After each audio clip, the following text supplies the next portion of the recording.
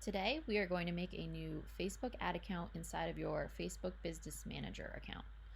So first, go to business.facebook.com. It should look like this or similar. Then go to the bottom left and click the tool icon. This is your business settings. Next, you will click Add Accounts on the left. You will then click the blue Add button and click Create a new ad account.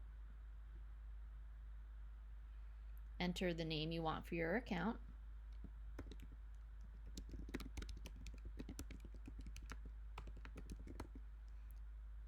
Select the correct time zone for where you are. Make sure your currency is correct. You will then click Next. Select if this is an account that's used by yourself inside your Business Manager account, or if it's for another business or client that you have. Click the blue Create button.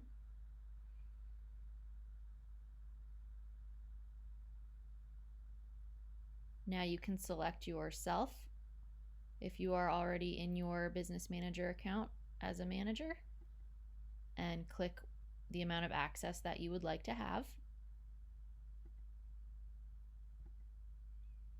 Select everything if you want the person to have full control, and click Assign. Now, if you want, you can add payment info, or you can wait. So click Close if you're going to wait.